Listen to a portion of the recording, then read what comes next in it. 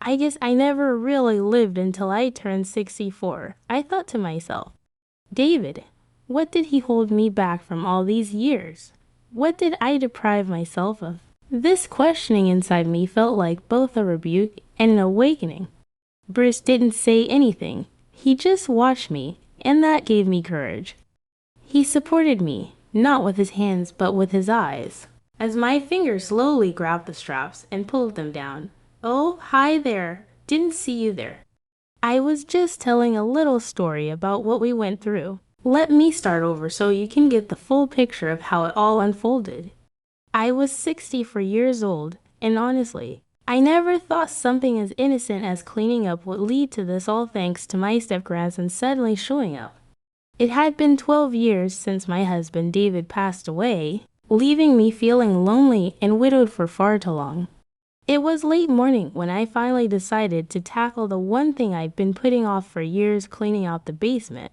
That chaotic little corner of the house that I avoided every time it crossed my mind. The thought of it tightened my chest, but I gathered the courage to face it. That dusty room, full of old boxes, musty smelling junk, and memories of a lifetime. The first box I opened revealed something that caught me completely off guard, an old photo album from my younger days. As I flipped through it, one particular photo stood out. It was from a beach party. There I was, holding a margarita in one hand, wearing a bright orange bikini, laughing like I didn't have a care in the world. A carefree young Elizabeth, beaming with joy, stared back at me. Looking at that photo stirred something inside me. It was a mix of warmth and sadness, memories I'd buried long ago, desires and excitement I'd suppressed, all came rushing back. And just then, I heard a sound coming from the basement door. Startled, I turned around to see Bruce, my step-grandson, standing there. I hadn't seen him in for years. He looked broader now, more grown-up, with that familiar smile of his. The last time I saw him, he was 23. Now, he must have been 27. Surprise, he said, lifting a coffee cup in the air. Bruce, when did you get here? I asked, caught off guard but genuinely happy to see him. Just now, he replied, making his way down the stairs. Saw your car outside and figured I'd come in. Looks like you could use some help. I was about to say no, I've got this, but before I could, he'd already walked over, a determined look on his face. For someone so young, his eyes landed on the album I was holding. What's this? He asked. Before I could snatch the photo out of his hand, I froze for a moment. His eyes were locked on that picture of young Elizabeth on the beach. He stared at it for what felt like an eternity before turning to me. This you? Well, yeah, I said with a nervous laugh. My wild years back in the day. Bruce's gaze shifted from the photo back to me. There was something in his eyes, a mix of admiration and surprise. It was both unsettling and oddly kind of warming. Wow, it's just ... It's weird to think of you like this, but impressive, he said, smiling. If you're enjoying these little confessions, join me on my channel for more. Don't forget to subscribe and turn on notifications because, trust me, this story is just getting started and it's one you won't want to miss. I felt a flicker of something inside me, something I couldn't quite understand. Feelings I had buried for years. Emotions David had never truly awakened in me. They surfaced for just a moment. But this wasn't right. It couldn't be. All right. Enough with the trip down memory lane, I said quickly, closing the album. We've got to start hauling these old boxes out of here. But I had no idea where that photo, Bruce's expressions, and this storm brewing inside me were going to take me. Bruce gently stopped my hands as I tried to close the album. We really need to look at this, he said, half joking, half serious. It's unbelievable seeing you so young, vibrant, and different. Come on, let's look a little more. I hesitated for a moment. Not all the pictures in that album were innocent. Beyond those carefree beach snapshots, there were bolder photos, moments that captured the wilder side of my youth. but seeing how fascinated Bruce was and feeling the admiration in his eyes, I couldn't say no. "Well, all right," I said with a small smile, "but some of these photos might be a bit much." Bruce chuckled and nodded. "I'm sure everything's great," he said, taking the album into his lap as he sat down beside me. His breath was close enough to brush my skin as we flipped through the pages. The beach party photos gave way to snapshots of my college years in nightclubs. One photo showed me in a tight, backless red dress, dancing tipsily. Bruce lingered on that one, staring at it a little too long. "This is really you?" he asked, his eyes darting between the photo and me, his face lighting up with a mix of awe and curiosity. "Yeah," I replied a little bashfully.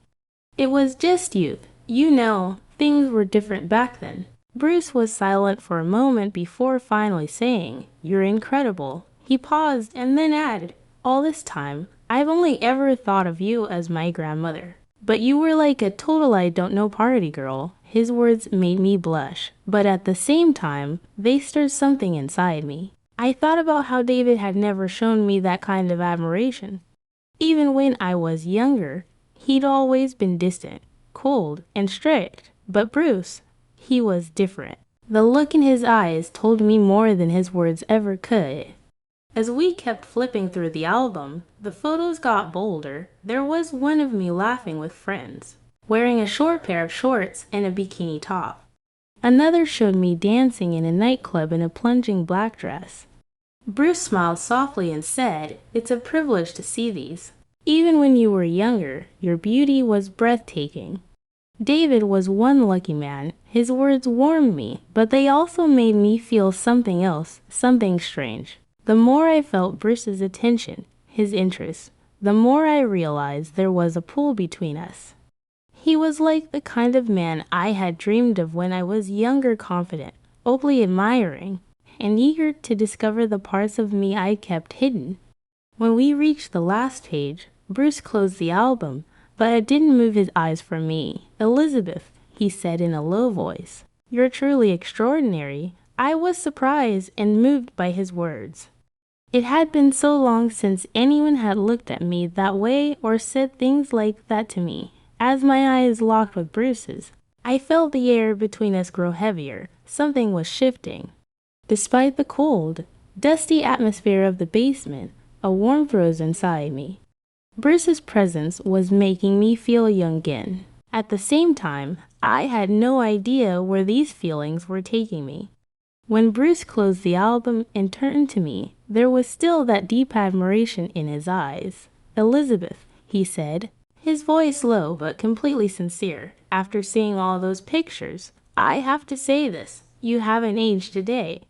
You still look young and absolutely beautiful." The compliment took my breath away for a moment. Even in my youth, I wasn't used to hearing words like that, especially not from David.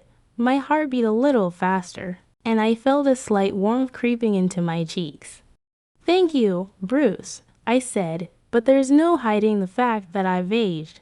Still, I paused for a moment, gathering my courage before continuing. "Maybe I've gotten older, but I haven't lost touch with my desires. I've never let go of them." Bruce smiled, his green eyes locked on mine, unwavering. "I can feel that," he said. "You're not just beautiful, you're absolutely captivating." I couldn't help but let my eyes wander over his broad, athletic frame for a moment. His tall stature, wide shoulders, and slightly curled blonde hair gave him the air of a movie star. But what struck me the most was the confident yet gentle expression in his green eyes. "It's interesting hearing something like that from someone like you," I said, smiling faintly. I added, "David was nothing like you. He was always so calm, so distant. He never did anything to truly surprise or excite me. He was a good man." But Bruce tilted his head, listening intently, "but not the kind of man you desired, right?" he asked. I thought about looking away, but I couldn't. "Yeah," I said honestly. "David was never as exciting or passionate as I wished he could be. I'm not saying he was a bad man, but I always felt like something was missing. Bruce was quiet for a moment before giving me a gentle yet confident smile. "Maybe it's important you realize that," he said. "Maybe now's the time to figure out what fills that void." His words lit a spark inside me. The way this young man was showing interest in me, understanding me, and speaking so confidently, it stirred an excitement I hadn't felt in years. In that moment, I realized Bruce wasn't just different from David. He was also incredibly close to the kind of man I used to dream about in my youth. But I didn't know where these feelings would take me, or if they were even the right direction to go in. After a pause, Bruce stood up and slid his hands into his pockets. His green eyes settled on me again. "I'm going to put the bike in the garage and come right back," he said with a steady voice. "But don't stay in the basement, Elizabeth. Wait for me in the living room." "All right." The confidence in his tone and the way he took charge left an unusual effect on me. I nodded slightly, agreeing. "All right, Bruce," I said. Bruce walked upstairs with quick steps, and as I watched him go, I found myself thinking about how even his love for his motorcycle was affecting me. I imagined how he might look while working on it or riding it, energetic, passionate, determined, exactly the kind of man I used to dream about when I was younger.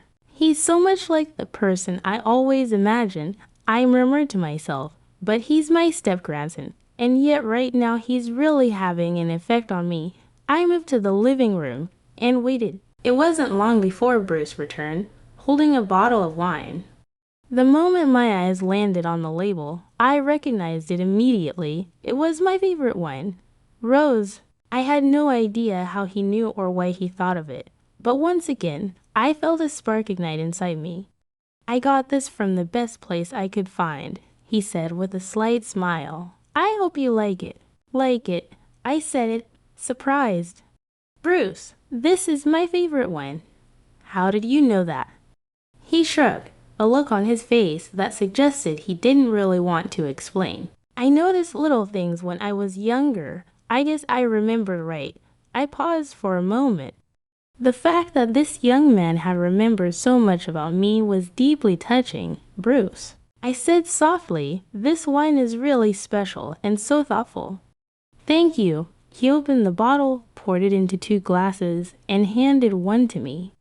"Then let's share some good memories tonight, Elizabeth," he said. I raised my glass, and we toasted. As I took the first sip, the unique taste of the rose danced on my tongue, and I couldn't help but keep my eyes on Bruce. As the conversation flowed, I found myself drawn to him, not just for how he looked, but also for the way he thought and carried himself. At one point, when our glasses were nearly empty, Bruce's eyes locked onto mine once again. There was a warmth in his gaze, a pull I couldn't ignore. Inside me, I felt something shifting, a mix of fear and excitement, but I still had no idea where these feelings were leading me. Suddenly, Bruce paused. He set his glass down on the table and turned his eyes back to me. This time, his gaze was more determined, more intense. "Elizabeth," he said, his voice low but filled with emotion he couldn't hide. I looked at him and realized my breathing had quickened. My heart was pounding in my chest. "Yes, Bruce," I whispered, my voice barely audible, as if it couldn't manage more. In that moment, Bruce reached for my hand, the warmth of his fingers moving gently over my delicate, slender hand sent a rush of emotions through me. "I know I shouldn't say this, but ... double quotes," he began.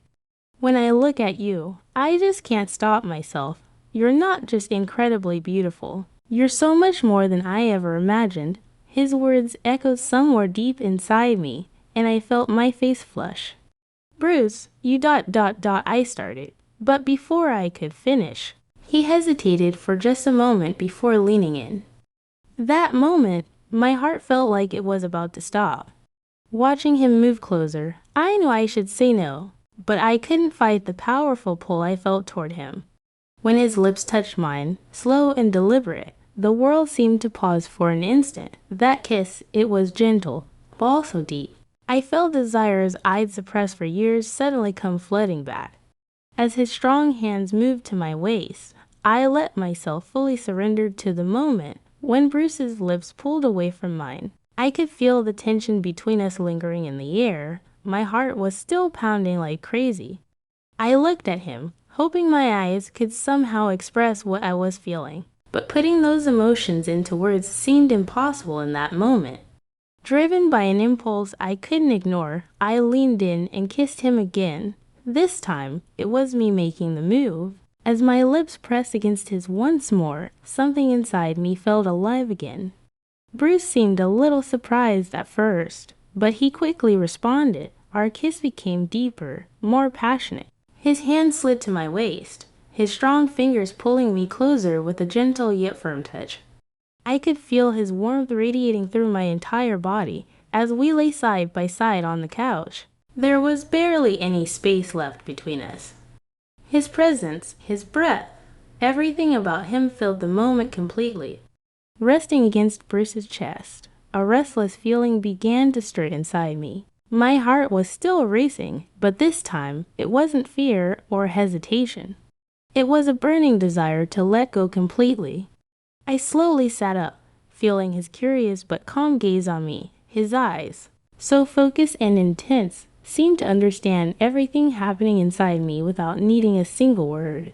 As I stood up, I hesitated for a moment, my heart pounding, as I let bold, powerful urge take over. My hands moved to the thin straps of my dress, which had started to feel like chains holding me back. Bruce didn't say a word. He just watched me, and somehow that gave me courage. He was supporting me, not with his hands, but with his eyes. When my fingers grasped the straps and slowly slid them down, the dress slipped off my shoulders. Falling gently to the floor, the fabric pulled around my bare feet like a soft puddle. In that moment, I could finally breathe. It wasn't just a physical act, it felt symbolic, like shedding years of restraint and finally freeing myself. When I turned my gaze back to Bruce, the admiration and awe in his expression were unmistakable. He didn't have to say a thing. He understood this was me breaking through my own limits, accepting myself fully. Bruce slowly stood up from where he was sitting and reached out his hand toward me. His touch was, as always, both tender and strong, but this time, I wasn't just embracing him, I was embracing all of myself. For a full 15 minutes, I stayed in that exact position on the couch, barely moving. I was so close to passing out, but somehow, I managed to hold on. Maybe it was the years of longing that had built up, this strange resilience in me. Bruce's broad, powerful frame had always drawn me in, but now the intensity of my attraction was on another level entirely. I was left breathless, like I had just left the entire world behind. My heart was racing, my body trembling, and every inch of me felt the impact of his presence. For the first time in my life, I felt physically exhausted in the most exhilarating way. It wasn't a limit, it was a liberation. Even as I was lost in these overwhelming emotions, my mind wandered into a strange reflection. I didn't truly live until now. I thought to myself, David, what did he hold me back from all these years? What did I deny myself for so long? This inner questioning felt like both a quiet rebellion and a long overdue awakening. Bruce, still catching his breath, ran a hand through his hair. Seeing that he was just as affected as I was somehow comforted me. He gave a faint smile, fixing his tousled hair, and in a low voice, he said, I'm going to take a shower. In that moment, I felt the sparkle in his eyes, the softness in his voice, and the calm determination behind it all. And just like that, everything became even more real. I watched Bruce walk away, but my mind stayed stuck on what had just happened and the bittersweet joy of discovering myself so late in life.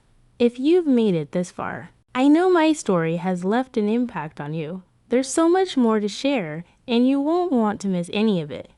Make sure to hit that follow button, turn on notifications, and leave a comment about this story. I can't wait to hear your thoughts, so let's chat in the comments. Your support means the world to me.